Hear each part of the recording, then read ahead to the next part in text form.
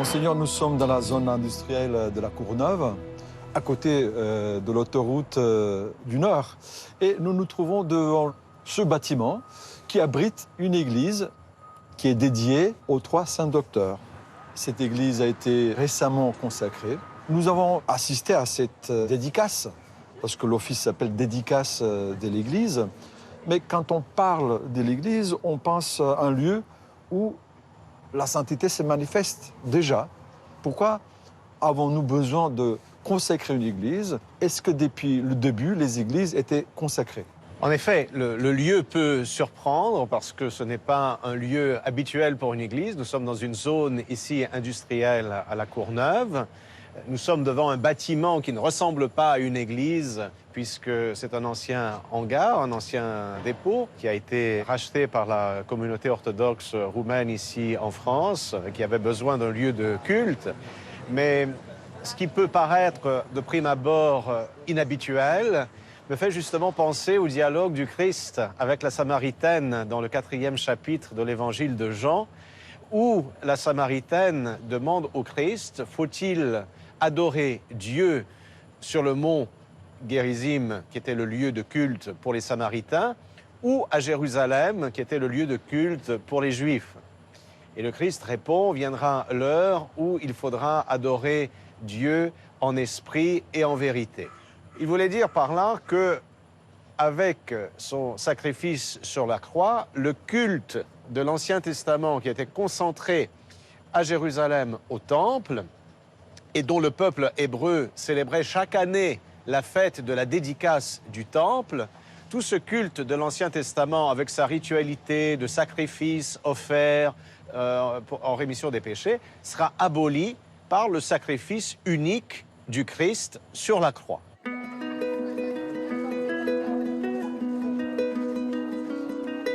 Les premiers chrétiens se réunissaient dans les maisons lors des premiers siècles pour rompre le pain, c'est-à-dire pour célébrer l'Eucharistie, en mémoire du sacrifice du Christ sur la croix. Et nous pourrions dire que les premiers chrétiens n'avaient pas besoin d'un lieu de culte. Cependant, petit à petit, pendant toute la période des persécutions, les chrétiens ont commencé à se réunir sur les tombes des martyrs. Pourquoi sur les tombes des martyrs? Tout simplement parce que, qu'est-ce qu'un martyr? Le terme martys en grec signifie un témoin. Les martyrs sont ceux qui ont donné leur vie pour le Christ. Et donc, par leur mort, par leur sacrifice de leur vie, ils ont rendu témoignage du Christ. Après la paix de l'Église avec l'édit de Milan en l'an 313 avec l'empereur Constantin, les choses changent. Constantin, sous l'impulsion à la demande de sa mère Hélène, qui était très croyante, très pieuse, va retrouver les lieux saints, là où a eu lieu le sacrifice du Christ sur la croix. Ils vont retrouver le lieu qui était estimé comme étant le lieu du Golgotha et le lieu du tombeau du Christ. Et Constantin fait construire une grande basilique, connue encore jusqu'à nos jours à Jérusalem comme étant le Saint-Sépulcre, qui recouvre le lieu saint de la mort et de la résurrection du Christ. Et nous avons donc en l'an 336 la première dédicace d'un lieu saint qui deviendra par la suite le prototype de toutes les consécrations des églises chrétiennes.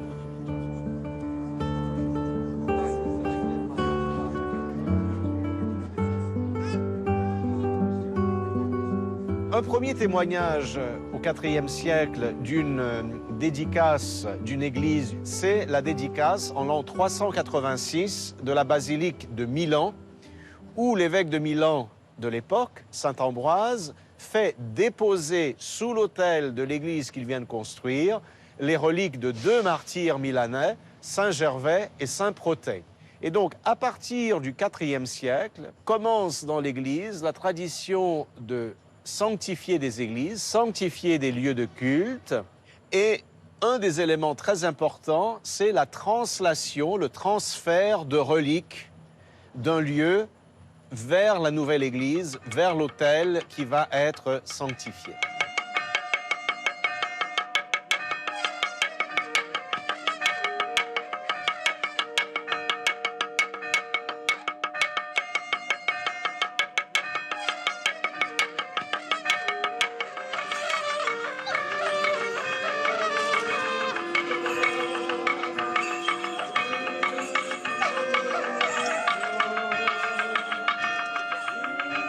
Donc nous avons maintenant un office, un rite qui est complexe.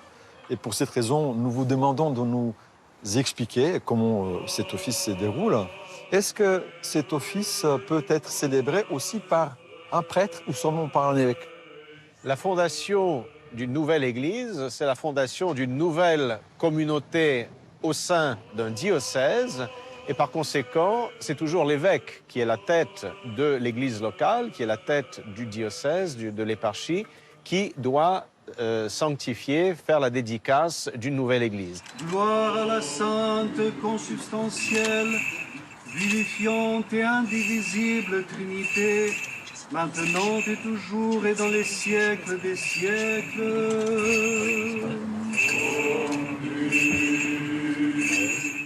Comment donc cet office commence? Par quoi?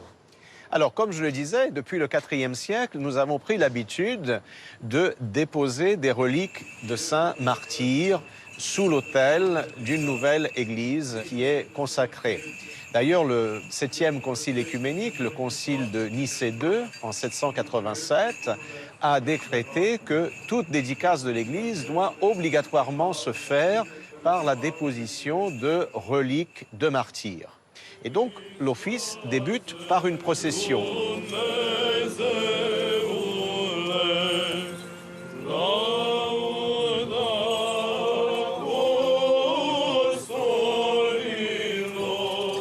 Normalement, s'il y avait eu une autre église à proximité dans ce quartier, on serait parti d'une ancienne église où il y aurait eu des reliques de martyrs et on les aurait solennellement amenés vers la nouvelle église. Comme ce n'est pas le cas, la procession a commencé dans l'église, on a fait le tour, on s'est arrêté en chemin pour lire des passages des évangiles. Soyons attentifs. En ce temps-là, arrivé dans la région de Césarée de Philippe, Jésus demanda à ses disciples, « Qui dit-on que je suis, moi, le Fils de l'homme ?» Ils dirent, les uns disent Jean le Baptiste, les autres Élie. Et vous, leur dit-il, qui dites-vous que je suis? Simon-Pierre répondit, tu es le Christ, le Fils de Dieu vivant. Et reprenant la parole, Jésus lui dit, bienheureux es-tu, Simon, fils de Jonas, car ce ne sont pas la chair et le sang qui t'ont révélé cela, mais mon Père qui est dans les cieux.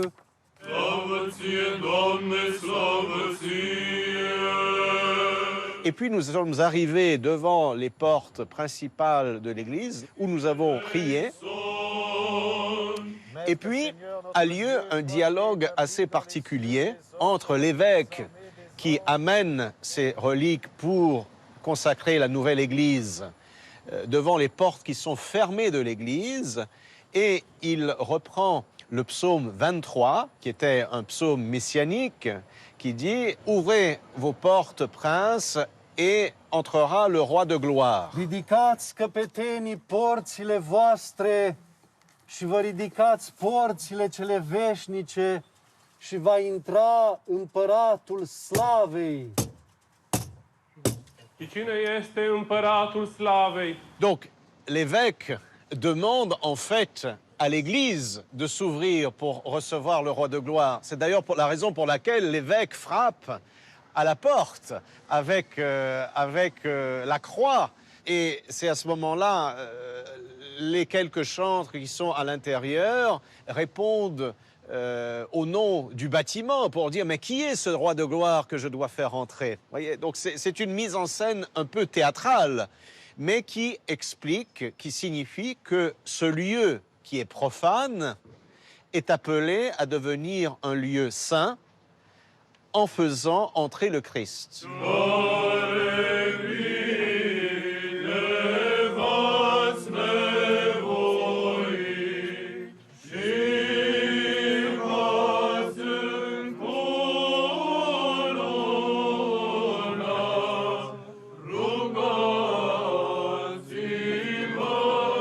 L'entrée des reliques dans l'église qui sont amenées sur une patène, sur un discos par l'évêque, représente le Christ qui entre dans la nouvelle église.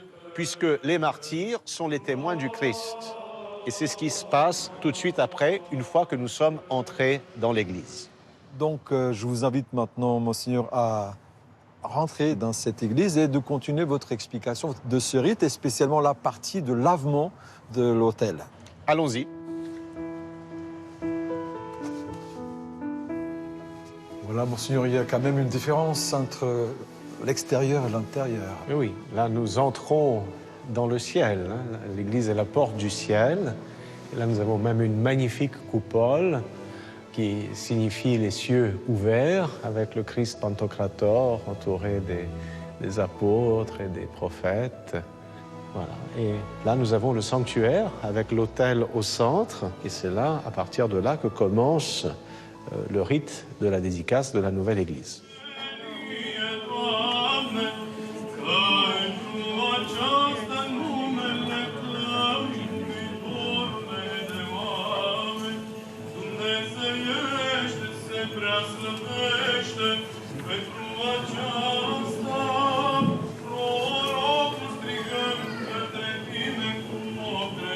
La procession se termine par l'entrée dans l'église. Monseigneur, pouvez-vous nous expliquer la suite? Voilà, eh bien, le point focal de toute la dédicace de l'église, en fait, c'est l'autel. Tout se passe autour de l'autel.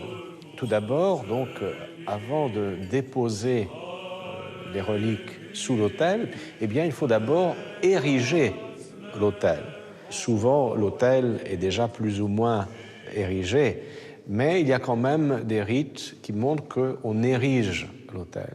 Nous avons bâti cette église sous la protection des 3 saints hiérarques dans la commune de la Courneuve, aux portes de Paris, entre les années 2015 et 2020, sous l'homophore de Monseigneur Joseph, métropolite d'Europe occidentale et méridionale.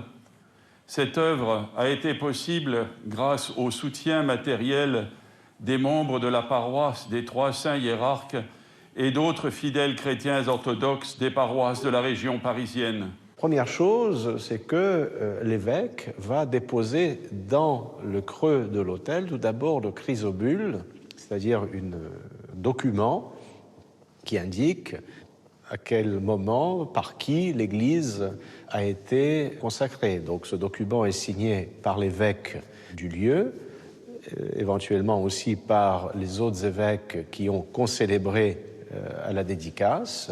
Dans la tradition roumaine, même tous les prêtres qui ont participé et qui ont été présents signent le chrysobule. Et le chrysobule est déposé dans l'autel.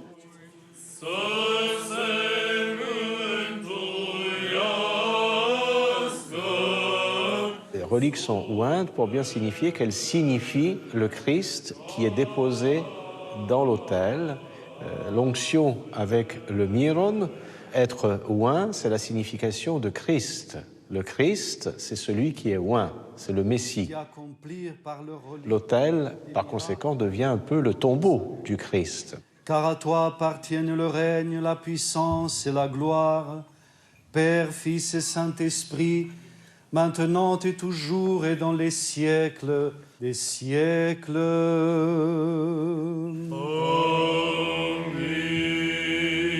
Veșnică pomenire ctitorilor sfânt locașului acestuia. Veșnică pomenire ctitorilor acestui sfânt locaș. Slavă ție, Hristoase,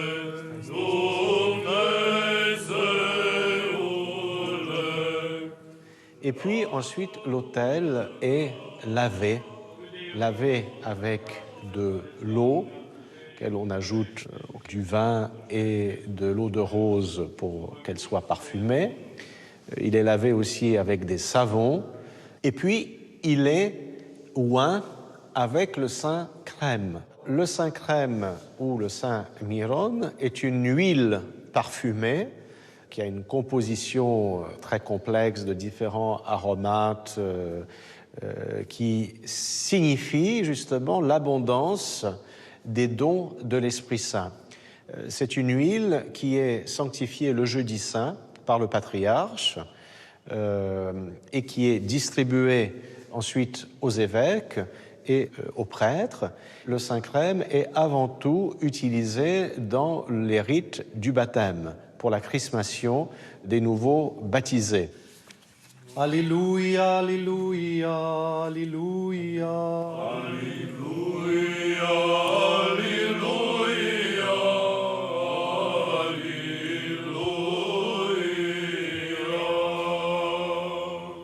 Le Saint-Crème n'est pas simplement utilisé dans le sacrement du baptême, mais aussi dans la dédicace des églises. Et il y a en effet un parallèle, on peut faire une analogie entre l'initiation chrétienne, le baptême du chrétien et le rite de la dédicace. Le chrétien est d'abord lavé dans l'eau du baptême et ensuite reçoit l'onction du Saint-Crème, la chrismation, l'onction du myron, et ensuite participe à l'Eucharistie, reçoit la Sainte Communion. De même, l'autel est d'abord lavé à l'eau, oint avec le Saint-Crème, avant qu'on puisse y célébrer l'Eucharistie.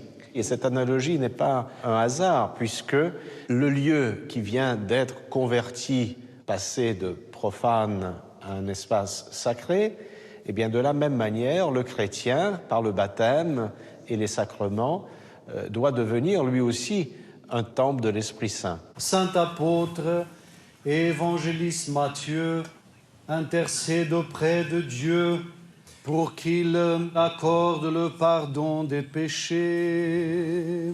Apostole Sfintesci Evangeliste Matei.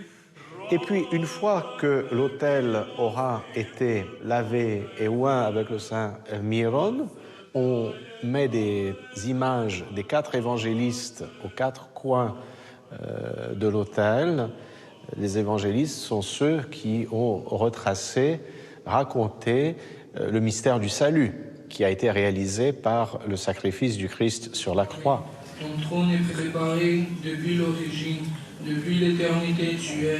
Les fleuves ont élevé, Seigneur, les fleuves ont élevé leur voix. Admirable le Seigneur. L'autel est revêtu d'un linceul qui signifie justement le linceul du Christ dans le tombeau. Cette chemise qui entoure l'autel est même ficelée et scellée, donc ce linceul ne sera jamais enlevé.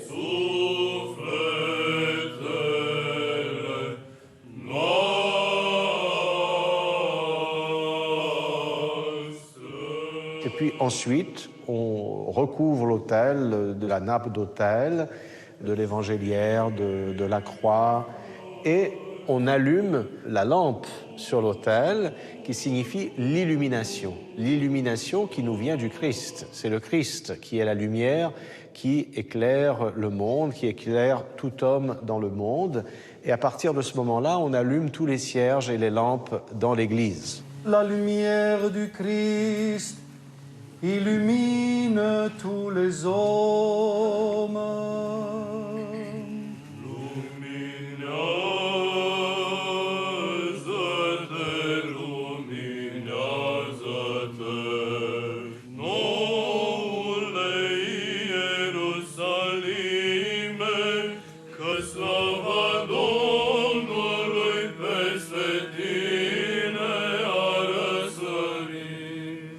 Et puis de même, tous les murs de l'église vont être à la fois aspergés d'eau bénite, mais aussi oints avec le Saint-Crème.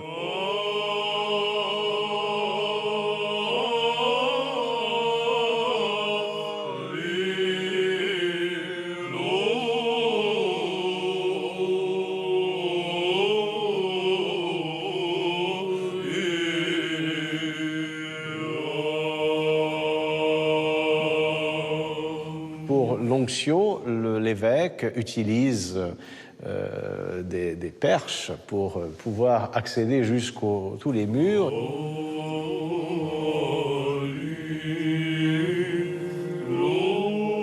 Les icônes sont aspergées d'eau bénite, mais aussi ointes avec le Saint-Crème. Le Saint-Crème vient sanctifier à la fois le nouvel autel qui vient d'être érigé et où on a déposé les reliques, et sanctifier de même les murs de l'église et de ce fait tout ce nouveau lieu de culte.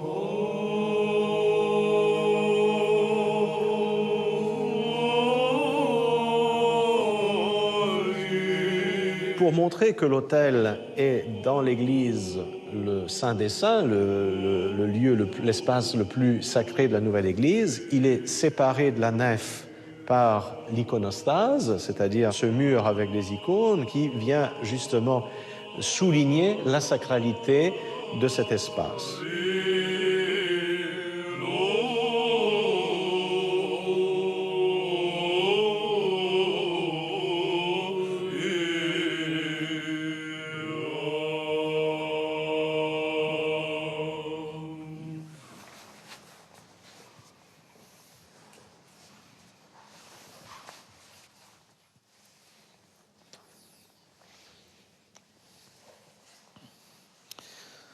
Voilà, Monseigneur, nous sommes maintenant dans le sanctuaire et nous avons vu que le point central de l'office de l'édicace est justement la sanctification de cet autel. Mais à quoi sert un autel? Quelle est sa fonction dans le culte orthodoxe? Alors, ce qui est très significatif, c'est que pour désigner l'autel, dans la langue grecque, nous utilisons le terme thysiasterion, c'est-à-dire le lieu du sacrifice, le lieu où on offre le sacrifice. C'était le terme dans la Septante, dans l'Ancien Testament, qui était utilisé pour les autels des sacrifices d'animaux de l'Ancien Testament. Mais nous n'offrons plus des sacrifices d'animaux dans le christianisme. Pourquoi? Parce qu'une fois que le Christ s'est offert lui-même en sacrifice sur la croix, il est celui qui a offert et qui s'est offert lui-même, une fois pour toutes, en sacrifice pour l'humanité. Et l'Église n'offre plus de sacrifices animaux. Le Christ est l'unique offrande, mais l'Eucharistie, la célébration de la divine liturgie, à la fois fait mémorial de cet unique sacrifice et le réactualise, le rend présent pour nous aujourd'hui. Garde-le inébranlable jusqu'à la fin des temps, en sorte que les rites qui seront accomplis parviennent à ton saint céleste et mystique autel et nous procurent la grâce de ta divine présence, car ce n'est pas le service de nos mains qui fait notre assurance, mais ton ineffable bonté. Le but de l'autel, c'est de célébrer l'Eucharistie et autour de l'Eucharistie, de célébrer tous les autres sacrements de l'Église qui sont nécessaires pour la vie chrétienne. Et c'est aussi à travers notre incorporation au Christ par le baptême et par les autres sacrements de l'Église que nous avons accès à cette vie éternelle. Comme l'explique entre autres saint Siméon de Thessalonique, l'autel représente le tombeau du Christ, le Christ qui s'est offert pour la vie du monde. Et c'est d'ailleurs ce que l'iconographe de cette magnifique église a représenté d'une manière très figurative et symbolique. Nous avons ici, devant l'autel, la représentation du pélican, qui est l'animal qui nourrit ses enfants de son propre sang. Analogie avec le Christ qui nous nourrit de son corps et de son sang. De même, de l'autre côté, nous avons une représentation de l'arche de Noé. Et si vous regardez bien sur la figuration, l'arche est représentée en forme de tombeau. Noé est une figure du Christ. Le Christ, par sa mort et sa résurrection, nous sauve du péché de la mort et nous donne accès à la vie immortelle. La figure de Noé, c'est aussi une figure baptismale. Nous participons par notre incorporation au Christ dans le baptême et notre participation à l'Eucharistie, à la vie éternelle, à travers le mystère du salut réalisé par le Christ. Par les prières de nos saints pères, Seigneur Jésus-Christ notre Dieu, aie pitié de nous et sauve-nous.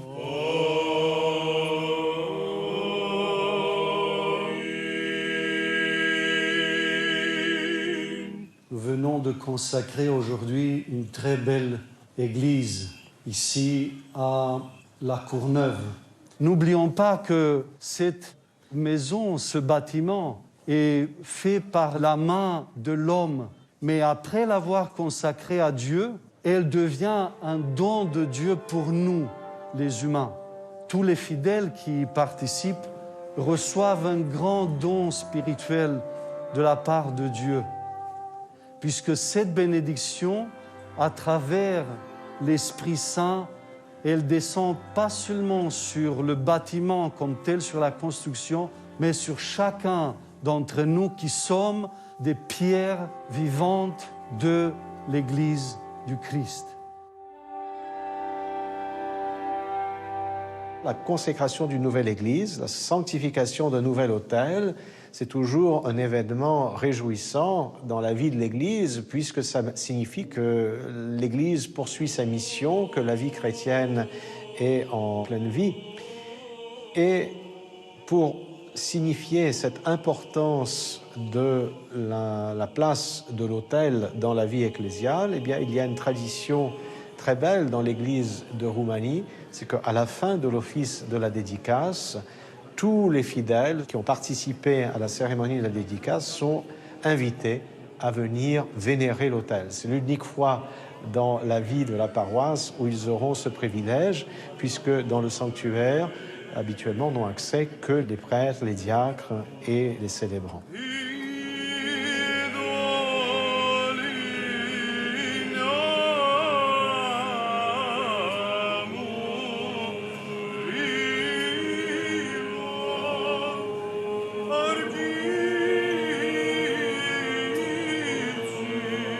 Et donc, nous voyons que l'autel est au cœur de la vie ecclésiale. C'est de l'autel que jaillit toute la grâce qui nous est nécessaire pour notre vie chrétienne, pour notre salut. Cela nous rappelle aussi que chaque chrétien est appelé lui-même à devenir un temple de l'Esprit Saint, en menant sa vie spirituelle consolidée par les sacrements de l'Église. Voilà, merci Monseigneur de nous avoir si bien expliqué et rendu compréhensible cet office si important de l'Église orthodoxe.